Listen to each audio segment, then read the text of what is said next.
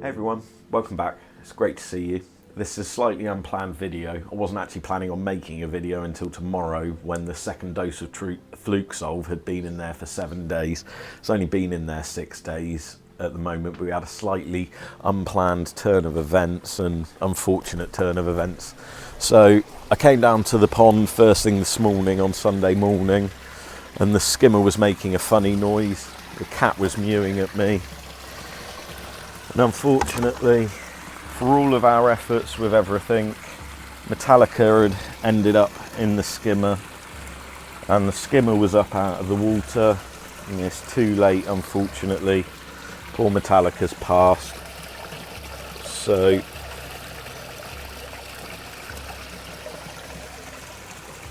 it's time to get him out. He was such a lovely fish. We tried everything we could to keep him alive, but unfortunately he didn't make it. It's the first fish I've lost in three years or so. First koi I've ever lost. I'm really quite upset. So we've just done some water tests and I'm going to give him a scrape now, see if that can shed any more light on the situation. But really, I think what finally finished him off was a case of him getting stuck in the skimmer and the skimmer riding up out of the water would have meant that he suffocated when he was trying to get out. So let's try and do a scrape on him now. We'll let you know if that comes back with anything and then we'll get on and bury him. So they've been sat here quite a while now, their colours have started to go a little bit, but the first thing we did was a water test and the ammonia was at 0, pH was about 7, nitrite was up a little bit at about 0.5, but our phosphate was starting to come down, it was only at about 2. As I say, they've been sat there for quite a while now. We're just going to have a look at 2 scrapes from Metallica. Bambi's looking at the skin cell scrape at the moment, trying to see if she can find anything glaringly obvious that pokes out on her. And then we've just got one of his scales. We'll have a quick look at that, see if we can spot anything. And then we'll go bury the poor little guy. So the only thing we've managed to find on that first scrape is what looks like a couple of dead flukes. So hopefully the Fluke Solve was doing its trick. So this is a slightly interesting slide that I don't often get to see. That's what a scale looks like under the microscope from Metallica. I don't know if you'll see it on the screen, but you can really see the metallic pigments changing as the light changes on the slide. It's quite interesting.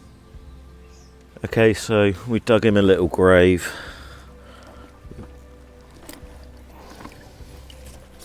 It's slightly small for a grave, but unfortunately it'll do. Now we'll just bury him and hopefully won't lose any more for a long time. So although it is indeed a very sad day, I'm going to try and see the positives out of this situation. As I think I said earlier, he is the first ever koi I've lost due to some sort of sickness or ailment in over 3 years of keeping koi. I tried absolutely everything we possibly could to treat whatever was wrong with him and to treat the flukes that we knew that he definitely had. And at the end of the day, we're dealing with living creatures. You're not going to be able to keep every one of them alive forever all of the time. That's just not the way life goes. And it just goes to show that no matter how hard you try and whatever, you can try every best thing in the world and you're still not going to be successful 100% of the time. I'm over the moon that, I'm not over the moon, that's probably the wrong words in this situation, but I'm very happy that he still managed to last at least a few months from when we first diagnosed that he had a real problem. So we bought him a little bit more time and he wasn't suffering in any way, and if he was, it's probably a good thing that now he's not suffering anymore. So we've learned a lot from this situation. Hopefully shouldn't make the same mistakes again. And yeah, that's fish keeping. It's not going to be brilliant 100% of the time, and these things happen, but we try our best, and onwards and upwards. So that's Metallica buried in there. As morbid as it is, I've put a couple of stones, a couple of bricks over the top of the hole. Just that ensures no foxes or animals or anything can dig him up before he decomposes.